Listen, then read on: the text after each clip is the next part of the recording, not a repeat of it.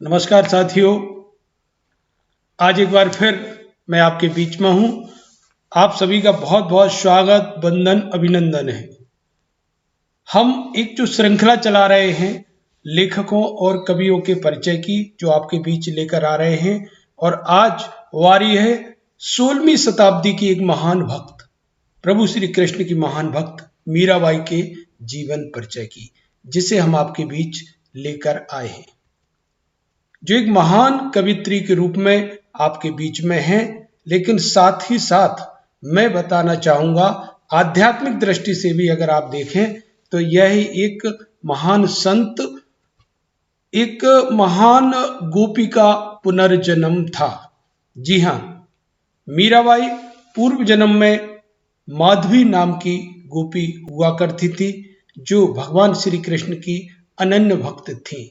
उनकी भक्ति को पूर्णता पाने में कुछ शेष रह गया था, जो इस जन्म में 16वीं सदी में मीराबाई बन के आई थी। और हिंदी साहित्य जिनका सदैव ऋणी रहेगा। मेरे प्रिय छात्र छात्राओं, आपकी दृष्टि से मीराबाई का जीवन परिचय आपके लिए अति महत्वपूर्ण है। आइए हम जानते हैं मीराबाई के जीवन के कुछ महत्वपूर्ण पहलू, जो आपको परीक्षा उपयोगी एवं आपके जीवन में साहित्यिक दृष्टि से काफी महत्वपूर्ण है। पायो जी मैंने राम रतन धन पायो, वस्तु अमोलक दी मारे सतगुरु, कृपा कर अपनायो। पायो जी मैंने राम रतन धन पायो। ये पंक्तियां जो मैं आपके बीच प्रस्तुत कर रहा हूं, इनको पढ़कर आपके दिमाग में, आपके जेहन में, आपके मनोमस्तिष्क में बिल्कुल स्पष्ट हो गया होगा कि मैं किसकी बात कर रहा हूं। जी हाँ, भक्ति काल की महान विदुषी, महान कवित्री मीराबाई, जो आध्यात्मिक कवित्री थी, जिनके भगवान श्री कृष्ण के प्रति समर्पित भजन संपूर्ण भारत में लोकप्रिय हैं। आज हम देखते हैं भक्ति संगीत के क्षेत्र में सबसे अधिक अगर जिन्हें गाया जाता है तो वह मीराबाई के पदों को गाया जाता है, चाहे अनूप जलोटा हो। हाल ही में लता दीदी, जिन्हें इस चैनल के माध्यम से हम बहुत बहुत श्रद्धांजलि अर्पित करते हैं, मीराबाई के पद उन्होंने सर्वाधिक गाए हैं, और जिससे उनके अंदर प्रभु श्री कृष्ण के प्रति अनुराग, प्रेम मीराबाई की तरह ही लता दीदी का था। आइए ऐसी महान कवित्री मीराबाई के जीवन परिचय को हम नजदीक से जानें। मीराबाई का जन्म राजस्थान में मेड़ता के निकट चौकड़ी ग्राम में सन 1498 ईस्वी के आसपास हुआ। मेड़ता के नरेश राव दूदा मीराबाई के दादा थे। वे राव दूदा के छोटे पुत्र रतन सिंह की पुत्री थी। मीराबाई के पिता का नाम रतन सिंह था।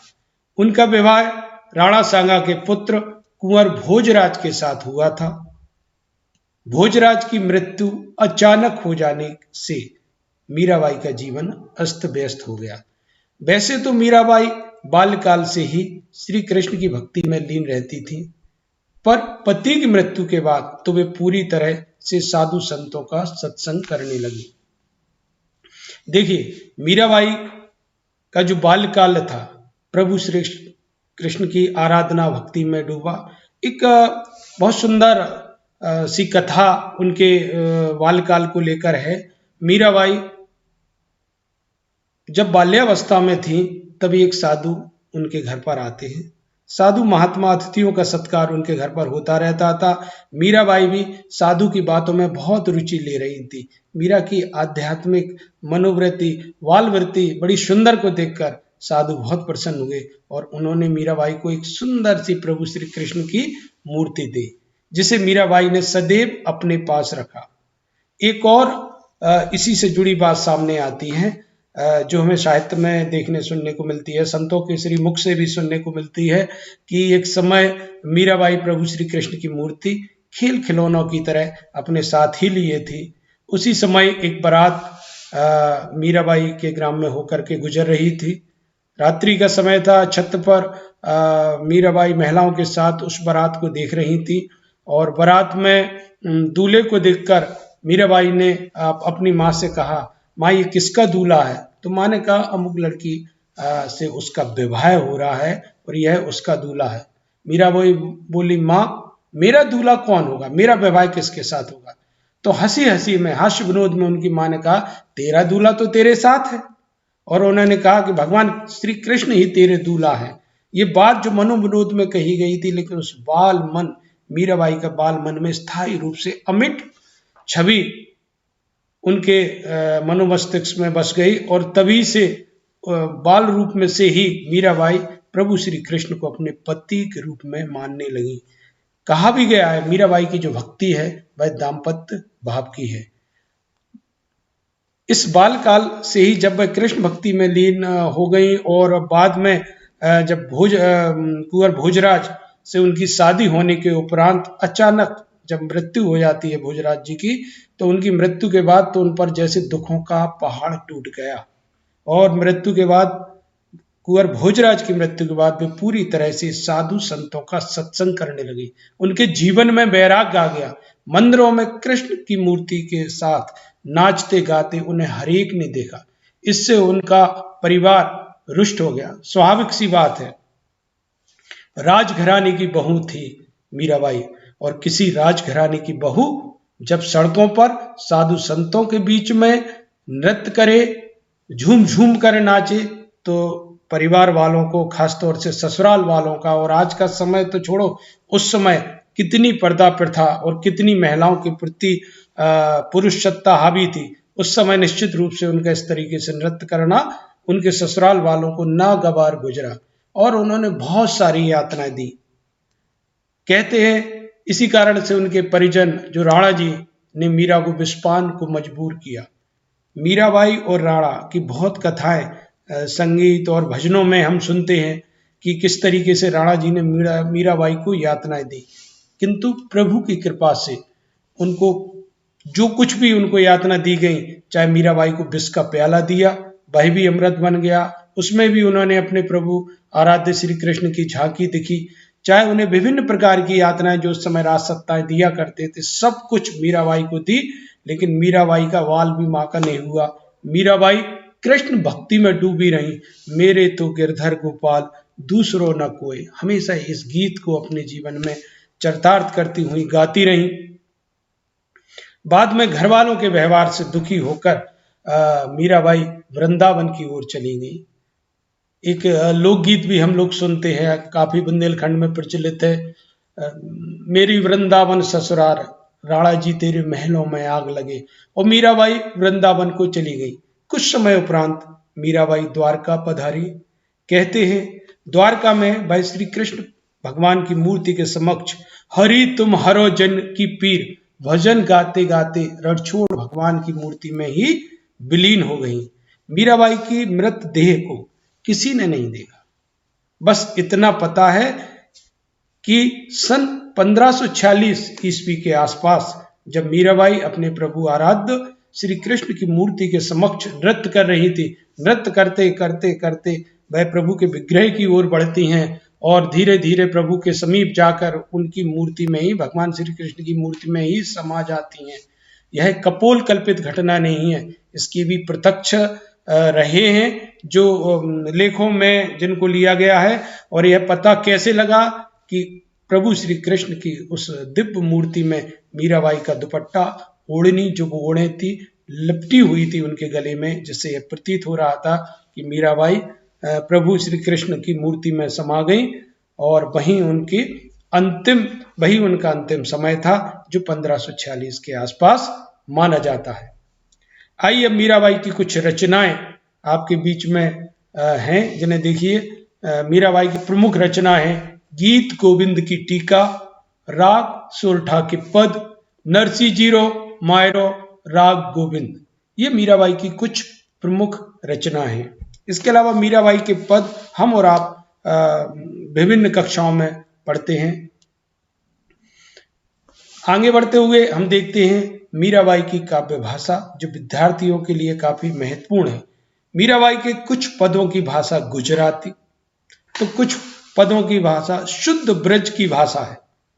कहीं कहीं पंजाबी का भी प्रयोग मीराबाई ने किया है। शेष पद मुख्य रूप से राजस्थानी में ही पाए जाते हैं। इनमें राजस्थानी के साथ साथ ब्रज भाषा का पुट भी मिला हुआ है। इसके बाद आइए हम देखते हैं मीराबाई का भाव पक्ष। मीराबाई का भाव में थोड़ा सा समझें, विद्यार्थी ध्यान दें। भाव से तात्पर्य, जैसे तुलसीदास जी का जब हम भाव पक्ष देखते हैं तो स्पष्ट रूप से होता है कि उनके प्रभु आराध्य श्री राम थे, जिनको ही लेकर उन्होंने अपना सारा साहित्य चरित्र लिखा है।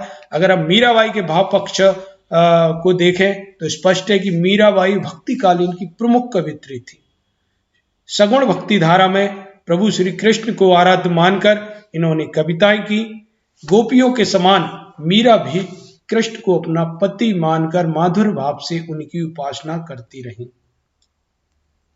प्रभु श्री कृष्ण के समय जो गोपियां थीं तो वह बिल्कुल दाम्पत्य भाव से, पति भाव से सब कुछ श्री कृष्ण प्रभु को अपना मानती थी।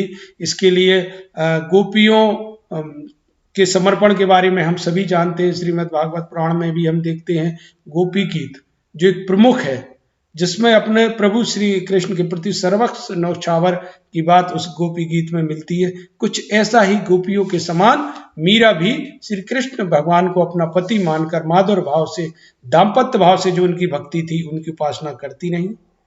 मीराबाई के पदों में तल्लीनता, सहजता, आत्मसमर्पण का भाव सर्वत्र विद्यमान है। मीराबाई के कुछ पदों में रैदास को गुरु रूप में स्मरण किया है। जी हाँ, मीराबाई के गुरु रविदास जी थे। संत रविदास मीराबाई के गुरु थे। एक समय जब वह एक अपने आप को परेशान और ससुराल की यातना के बीच जूझ रही थी, तो उन्होंने संत रविदास जी से मार्गदर्शन चाहा कि गुरुदेव, ऐसे समय में क्या करूं, क्या करना चाहिए, भक्त को क्या करना चाहिए। तो संत रविदास जी ने उन्हें मार्गदर्शन देते हुए कहा कि भक्ति के मार्ग में जो भी आड़े हाथ आता है, जो भी भक्ति के वादक बनता है, उसे त्याग दो। प्रहलाद ने अपने पिता को त्यागा, विभीषण ने अपने भाई को त्यागा, तुलसीदास जी ने अपनी पत्नी को त्यागा। ऐसे बहुत सारे दृष्टांत उन्होंने दिए। इस तरीके से समय समय पर मीराबाई को गुरु के रूप में मार्गदर्शन संत रविदास जी ने दिया। इसीलिए संत रविदास जी को मीराबाई का आध्यात्मिक गुरु कहा जाता है। आइए मीराबाई का कला पक्ष हम देखते हैं। मीराबाई की काव्य भाषा में हमें विविधता दिखाई देती है। वे कहीं पर शुद्ध ब्रज भाषा का प्रयोग कर रही, तो कहीं उनकी काव्य की भाषा में गुजराती, पूर्वी हिंदी तथा पंजाबी के शब्दों की बहुतायत है। पर इनके पदों का प्रभाव पूरे भारतीय साहित्य में, भारतीय साहित्य का ऐसा कोई कोना नहीं, हर जगह इनके पदों का प्रभाव है। इनके पदों में अलंकारों की सहजता और गेयता, मीराबाई के पदों को गाया जाता है। गेयता अद्भुत, जो सर्वत्र माधुर्य से ओतप्रोत है। मीराबाई ने बड़े सहज और सरल शब्दों में अपने प्रेम की पीड़ा को कविता में व्यक्त किया है। जो उनके अंदर प्रेम भरा हुआ था, वह उनकी कविता में, उनके पदों में स्पष्ट रूप से दिखाई देता है। साहित्य में स्थान, साहित्य में उनका स्थान, हिंदी साहित्य में सूर तुलसी की तरह मीराबाई का साहित्य में अग्रणी स्थान है। प्रभु श्री कृष्ण को आराध्य मानकर कविता करने वाली मीराबाई की पदावलियां हिंदी साहित्य के लिए अनमोल है, हमारे लिए अनमोल धरोहर है। हिंदी साहित्य के लिए श्री कृष्ण के प्रति मीरा की ब्रह वेदना सूरदास की गोपियों से कम नहीं है। तभी तो श्री सुमित्रानंदन पंत ने लिखा है कि मीराबाई राजपुतानी के मरुस्थल की मंदाकिनी है। हेरी मैं तो प्रेम दीवानी, मेरा दर्द न जाने कोई। प्रेम दीवानी मीरा का दर्द हिंदी में व्याप्त है। उनका एक एक पद प्रेम की भावना से भरा हुआ है। प्रेम की पराकाष्ठा, प्रेम की ऊंचाइयां अगर देखना है, वास्तविक प्रेम को देखना है, तो वह मीराबाई के पदों में आपको मिलेगा। उनका एक एक पद प्रेम की भावना से भरा हुआ है। बाल्यावस्था से जीवन भर गिरधर गोपाल की भक्ति करने वाली मीरा भक्त कवियों में श्रेष्ठ है। आइए, जहां एक और हम अपने साहित्य की दृष्टि से, शैक्षणिक दृष्टि से मीराबाई के जीवन परिचय को हमने जाना समझा, इतना आपके लिए पर्याप्त है। उसी के साथ साथ मैं भी अपने आप को धन्य महसूस करता हूं कि आपको जो कुछ भी मीराबाई साहित्य की दृष्टि से मैं दे रहा हूं, लेकिन ऐसे आध्यात्मिक, ऐसे संत कवियों के जीवन परिचय से हम सभी का जीवन आध्यात्मिकता से भरता है। और आप सभी अपने उद्देश्य में सफल हो, इसी शुभ भावनाओं के साथ बहुत बहुत धन्यवाद। व्यस्त रहे, मस्त रहे और अपने जीवन में सदैव आगे बढ़ते रहे। धन्यवाद।